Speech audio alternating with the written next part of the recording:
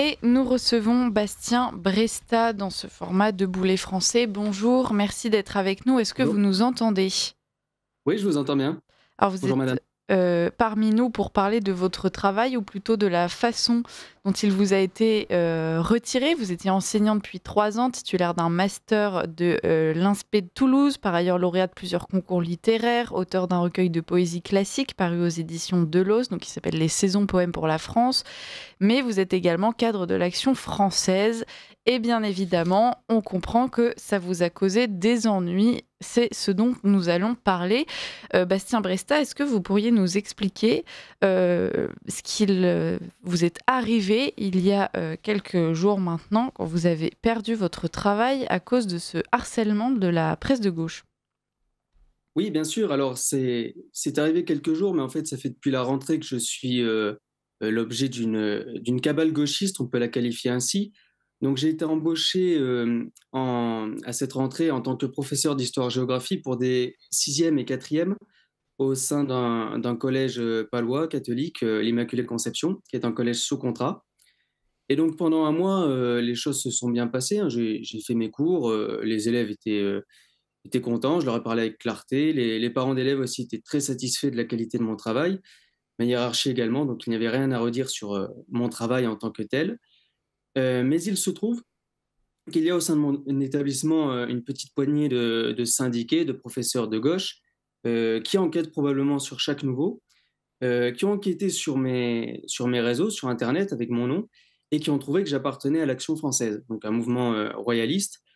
Alors, je ne me cache pas de mon engagement, et de mes convictions, mais je ne m'en cache pas dans le privé, bien sûr. C'est-à-dire que pour le savoir, déjà, il fallait vraiment avoir cherché sur moi. Je ne parle jamais de ça au travail, contrairement à beaucoup de professeurs de gauche qui Mmh. font des établissements scolaires une tribune. Moi, j'observe une grande discrétion là-dessus, que ce soit dans mes cours ou au travail, naturellement. Donc ils ont trouvé ça, ils en ont parlé à la presse, donc Mediapart, Libération, et à partir de ce moment-là, j'ai été vraiment, espionné dans mon travail. C'est-à-dire qu'on rapporte à la presse, c'est dans les articles, comment je suis habillé, avec qui je parle dans l'établissement, ce qu'il y aurait dans mes cahiers, ce qu'il y a dans mes mails. Et bien évidemment, on trouve, très peu de choses à dire, c'est du niveau des commérages. La seule chose qui leur semble, grave à leurs yeux, c'est que je sois d'Action française. Alors, les choses sont allées plus loin ensuite puisque la presse, avant de faire paraître ces articles, a contacté le rectorat et le rectorat, depuis, début octobre, m'a interdit de faire cours. Et là, c'est une décision qui interpelle. Le motif qui est avancé, ça serait une incompatibilité de diplôme, c'est-à-dire que je n'ai pas, de licence d'histoire à proprement parler. Mais ce qu'invoquent les textes, c'est que pour être professeur remplaçant, ce qui était mon cas, il faut bac+3 et un casier vierge. Ce qui est mon cas, moi j'ai même plus que bac+3, j'ai un bac+5, un master MEF, c'est-à-dire les métiers de l'enseignement, de l'éducation et de la formation. Donc il n'y a pas mieux pour être professeur, mais effectivement, c'était pas avec la discipline historique. Enfin, j'ai quand même suivi le tronc commun, la pédagogie, les valeurs de la République, tout ce qu'on nous enseigne dans les INSPE, effectivement. Et je tiens à dire qu'il y a beaucoup de professeurs qui n'ont pas le diplôme exact de la discipline qu'ils enseignent. C'est même assumé par certaines académies. On manque de profs, vous le savez.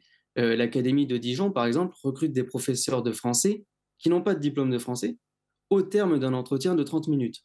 Donc c'est assumé par certaines académies, c'est largement toléré dans d'autres. Les textes ne le contredisent pas. Et donc on se demande sur quel texte, sur quelle loi s'appuie le rectorat pour refuser mon dossier. Alors évidemment, la signature politique ici est certaine. Mmh.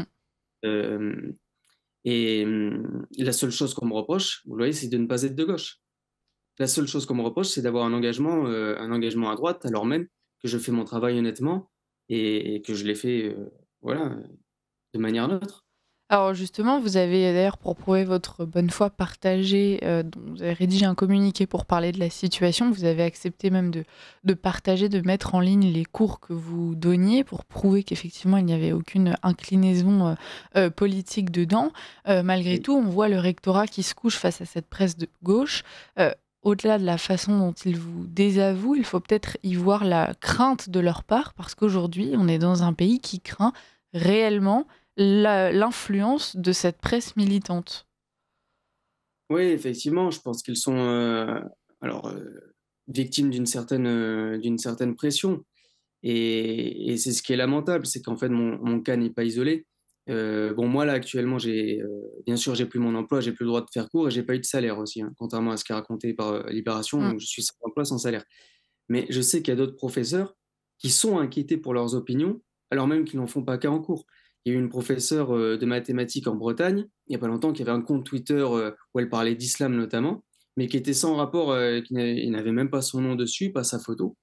Et elle a été, en fait, elle s'est mise en arrêt maladie parce qu'elle a fait l'objet de harcèlement dans son établissement, de Et professeurs, de la on même l'a manière dont reçu à notre antenne d'ailleurs, chers auditeurs, donc vous pouvez retrouver cet entretien sur notre chaîne YouTube. Mais effectivement, vous n'êtes pas un cas isolé et ça démontre l'emprise de la gauche sur le système éducatif français, une gauche qui se préoccupe justement des rares professeurs qui pourraient ne pas être de leur camp politique, mais qui, à côté de ça, sont les premiers à justement avancer leur idéologie dans cette école qu'ils tentent d'ériger comme une espèce de temple républicain sacré où justement la politique n'aurait pas sa place. Il y a un deux poids, deux mesures certain quand on constate la façon dont les choses se déroulent. oui, vous avez raison de le dire. À côté de ça, le règne de la gauche, l'étalage du progressisme dans les salles de classe, dans les salles des profs également, est évident. Les salles des profs aujourd'hui sont des locaux politiques. On y voit des affiches progressistes, en écriture Mm. inclusive. Les professeurs n'hésitent pas à prendre leur cours pour une tribune, à faire intervenir des associations douteuses, à emmener leurs élèves à des prestations parfois obscènes. Là, nous avons eu le cas cette semaine d'une professeure de Vendée qui imposait à ses élèves la lecture d'Assa Traoré, donc voilà, Oui, militante. on peut inviter les auditeurs à suivre par exemple les comptes sur les réseaux sociaux de parents vigilants qui alertent régulièrement sur ce genre de dérive. Ce matin même encore, pour tout vous dire, je voyais une vidéo d'une dame qui donnait une prestation théâtrale dans un lycée et qui, donc en body, en nuisette, sur scène, en cuir, se déhanchait avec une espèce de fouet, tout ça dans une lumière rouge. Enfin, c'est d'un mauvais goût achevé. Et effectivement, là, a priori, ça ne pose pas de problème au rectorat, ça ne pose pas de problème à Libération. Aujourd'hui, vous êtes présenté comme une menace justement pour les enfants. On se dit, tiens, ils pourraient les embrigader, c'est des mots qui reviennent souvent. On a du mal à comprendre la menace que vous représentez, et encore plus quand on le met justement en parallèle avec ce type de prestations qui sont offertes à nos enfants. Ouais, ouais, c'est absolument risible. Dans mon cas, il n'y a rien à me reprocher à part mes convictions personnelles. Mais bon, vraiment, on sent une gauche qui est prête à tout pour, pour casser la carrière d'un jeune enseignant, pour abattre tous ceux qui ne pensent pas comme eux. Et c'est une situation qui est préoccupante puisqu'elle se fait avec, vous voyez, vraiment une connivence, il y a un rouage qui est bien, bien huilé entre les syndicats, les médias et là, dans le cas présent, le rectorat. Donc ce règne de la gauche est préoccupant et je crois il inquiète certains parents. Euh, voilà, il inquiète certains parents et il y a des dérives aujourd'hui dans nos établissements qui sont manifestes dans la presse et qui doivent nous préoccuper. Mm. Et effectivement, ce qui doit nous préoccuper également en ce qui nous concerne, c'est la question des libertés. Parce que si un professeur ne peut plus avoir un engagement libre et alors qu'il fait bien son travail à côté, Et qu'en plus, on euh, manque de professeurs en France. et tout à fait, tout à fait. Si on peut perdre son emploi pour ses convictions, aujourd'hui en France, c'est dramatique. Et je sais que c'est le cas de pas mal de professeurs qui font l'objet de harcèlement, mais aussi dans d'autres métiers. Nous avons par exemple une section d'AF à Saint-Étienne où les employeurs des militants ont été menacés par l'extrême gauche antifasciste pour qu'ils les licencient, alors qu'ils font bien leur travail. Vous voyez, c'est ça la situation aujourd'hui en France. On ne peut plus avoir ses convictions sans être inquiété. Et donc, j'estime qu'on n'a pas accepté ça, qu'il faut se battre, au contraire, assumer ce qu'on pense, tant qu'on fait bien son travail, et ne pas se coucher devant une certaine gauche qui veut nous abattre. Ouais. Et voilà, moi aujourd'hui, je vous remercie parce que vous me donnez la chance de me défendre, de défendre ma compétence, ma réputation, nos libertés également. Mais je sais que malheureusement, il y a beaucoup de gens qui n'ont pas cette chance, qui se sentent interdits de parler, interdit d'exprimer ce qu'ils sont, ce qu'ils pensent vraiment, parce qu'ils vont faire l'objet, voilà, d'un ostracisme social et puis, qu'il peut y avoir des répercussions, professionnelles. Ça devrait pas être normal dans un pays, démocratique, a priori. On reste avec vous, Bastien Bresta, encore quelques minutes. J'annonce la suite du programme à nos auditeurs dans quelques instants. Nous retrouvons Rodolphe Carte qui nous parlera de son dernier livre Mélenchon, le bruit et la fureur, portrait d'un révolutionnaire. Et puis on finira cette discussion avec Jonathan Sturel, mais pour le moment, on continue sur ce sujet.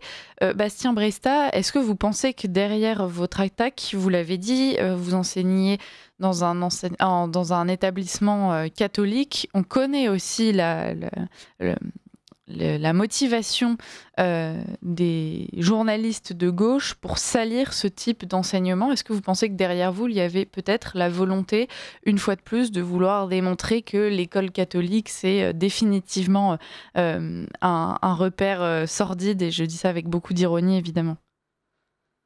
Oui, oui, effectivement, les établissements catholiques, on le sait, déplaisent à la presse de gauche, et font, l'objet d'inspections notamment qui sont de plus en plus, régulières et de plus en plus, poussées. On cherche vraiment à enquêter sur ce type d'établissement et on n'hésite pas pour ça à raconter, énormément de mensonges.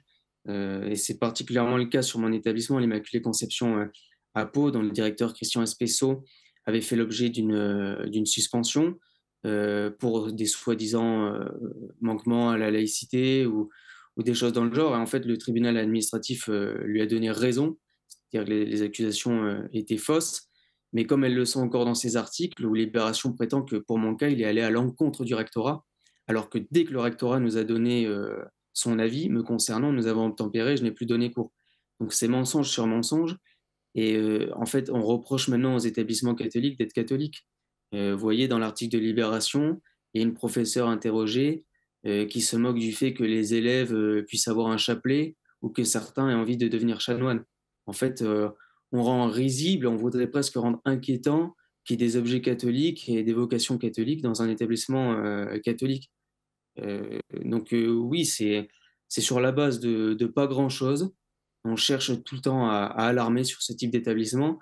Il est vrai que ce sont des établissements qui obtiennent toujours de très bons, résultats scolaires, donc je comprends que ça puisse inquiéter nos adversaires. C'est que, nous le travail on le fait et on le fait bien. Ouais. Voilà. Et on n'en doute pas. On peut aussi s'attarder quelques secondes sur le rôle de ces syndicats qui vous ont dénoncé. Historiquement, dans l'imaginaire collectif, les syndicats auraient plutôt tendance à devoir défendre les employés. Une fois de plus, ce qu'on peut constater, c'est que voilà, tout le monde ne peut pas compter sur leur soutien apparemment. Il faut quand même les rejoindre dans un certain camp politique. Oui, effectivement, c'est assez, ironique. Là, ils sont plutôt, ils se sont mis dans l'esprit d'enfoncer des employés. Mmh. En fait, ils défendent les employés d'une certaine opinion politique et les autres, ils n'hésitent pas, à les combattre même aujourd'hui et effectivement, les syndicats, je ne sais pas ce qu'ils défendent, mais ils défendent des opinions, ils défendent une idéologie, et et c'est encore un point qui est inquiétant. Bon, cela dit, je ne les ai pas sollicités pour mon cas, je pourrais peut-être le faire, on verrait ce qu'ils en disent. Ça pourrait être intéressant, ne serait-ce que pour pouvoir parler de leur réaction, que évidemment on espère à la hauteur de l'idéologie qui est souvent la leur. Bastien Bresta, nous devons terminer. Est-ce que vous pourriez juste peut-être dire à nos auditeurs quelle est la suite pour vous? Est-ce que vous n'avez pas d'autre choix que d'arrêter là? Est-ce que vous avez peut-être des recours possibles? Voilà, qu'en est-il? Alors effectivement, mon cas n'est pas tranché pour l'instant. Comme on ne sait pas, sur quel texte s'appuie le rectorat, on attend des réponses, de leur part. J'ai la chance d'avoir un directeur qui me défend, Christian Espesso et qui va donc, qui les a interrogés, à mon sujet. Bon, en attendant, je peux rester dans l'établissement, mais en tant que surveillant, je ne peux pas, enseigner et donc j'attends de connaître l'issue de ma situation. Voilà. En tout cas, je garde le moral, je garde la tête haute. Moi, j'estime que j'ai rien à me reprocher. Je compte bien me défendre, par tous les moyens possibles et j'invite, tous ceux qui sont enseignants ou travailleurs qui se sentent victimes d'injustice, de discrimination politique, comme c'est clairement mon cas, eh bien, à assumer ce qu'ils sont, à garder courage, et à défendre, nos libertés. Bah, Voilà, oui. on doit être fiers de ce qu'on représente. Merci pour cette conclusion. D'ailleurs, on lance un appel si jamais ça arrive à certains d'entre vous, chers auditeurs, eh bien, n'hésitez pas à contacter la radio. On sera ravis de vous donner la parole aussi. Puis, il faut garder en tête que si la gauche s'excite à ce point, si elle devient aussi hargneuse, c'est aussi parce qu'elle a conscience que nous vivons probablement un renversement des choses par les temps qui courent. Donc voilà, gardons espoir. Bastien Bresta, on vous souhaite bien du courage pour la suite. N'hésitez pas à nous Merci. tenir au courant. On espère que ça s'arrangera, que vous pourrez reprendre vos cours tranquillement sans être inquiété par cette presse de gauche. Et donc, on vous dit peut-être à très bientôt.